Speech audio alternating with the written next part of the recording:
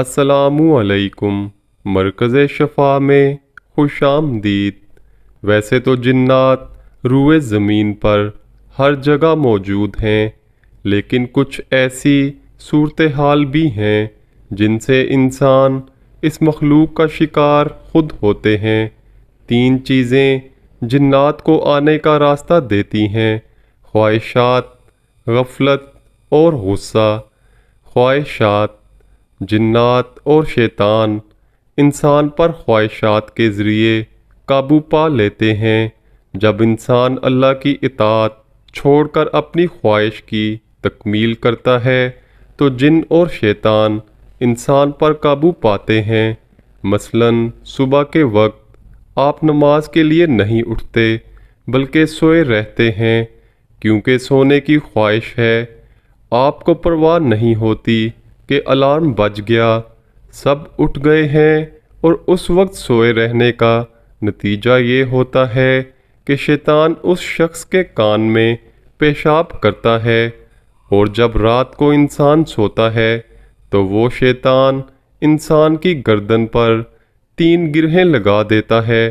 پھر جب وہ انسان اٹھ کر وضو کرتا ہے، نماز ادا کرتا ہے تو شیطان کی لگائی گئی گرہیں کھل جاتی ہیں، انسان حشاش بشاش ہو جاتا ہے، یعنی دن بھر فریش رہ کر سارے کام کر لیتا ہے۔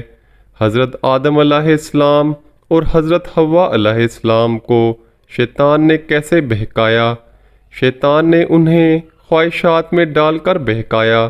اللہ تعالیٰ نے انہیں جو پھل کھانے سے روکا، ان میں وہی پھل کھانے کی خواہش پیدا ہوئی۔ کھانے کی خواہش میں کچھ بھی کھانا ہے، چاہے وہ حرام ہو یا حلال۔ لباس کی خواہش میں شیطان چاہتا ہے کہ انسان کو ننگا کر دے۔ شیطان چاہتا ہے کہ وہ انسان کے جسم سے لباس اتروا کر اسے ننگا کر کے بے عزت کر دے۔ شیطان اور اس کا قبیلہ وہاں سے تمہیں دیکھتے ہیں جہاں سے تم انہیں نہیں دیکھ سکتے۔ جب انسان شیطان کی خواہش کے مطابق لباس پہنتا ہے تو شیطان اس پر حاوی ہو جاتا ہے، اسے کنٹرول کر لیتا ہے۔ غفلت۔ اب دوسری چیز کا نام ہے غفلت، مطلب کہ سستی۔ نماز کا وقت ہے، اچھا پڑھ لیتا ہوں، یہ کر لو وہ کر لو، پھر نماز پڑھتا ہوں۔ یہی کرتے کرتے آخری وقت میں جلدی سے نماز پڑھ لی۔ یہ بھی شیطان کو خوش کرنے والی ہی بات ہے۔ شیطان نے کہا کہ وہ انسان کو خواہشات میں ڈالے گا۔ اس کا توڑ یہی ہے کہ انسان نیکی میں جلدی اور تاخیر سے گریز کرے، خیر کے کاموں میں آگے بڑھو۔ اگر کوئی گناہ سرزد ہو جائے تو فوراً توبہ و استغفار کر لو۔ غصہ۔ تیسرے نمبر پر آتا ہے غصہ۔ غصے پر قابو پانا بہت ہی لازمی امر ہے، کیونکہ غصہ شیطان سے ہے اور شیطان آگ سے۔ شیطان دل میں غصے کی آگ کو بھڑکاتا ہے۔ اچھا بھلا انسان دوسروں پر خواہ مخواہ غصہ کرنے لگتا ہے۔ جو شخص جتنا زیادہ غصہ کرتا ہے، شیطان اس پر اتنا ہی زیادہ حاوی ہوتا ہے۔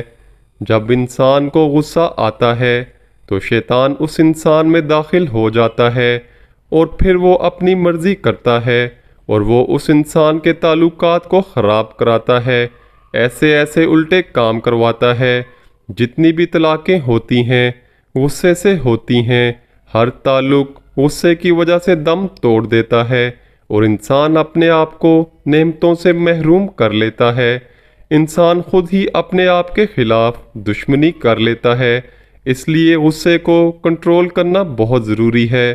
غصے کو کنٹرول کرنے کا مطلب یہ نہیں کہ منہ بنا کر بیٹھ جاؤ، بلکہ بات کرو، ایک دوسرے کو سمجھاؤ۔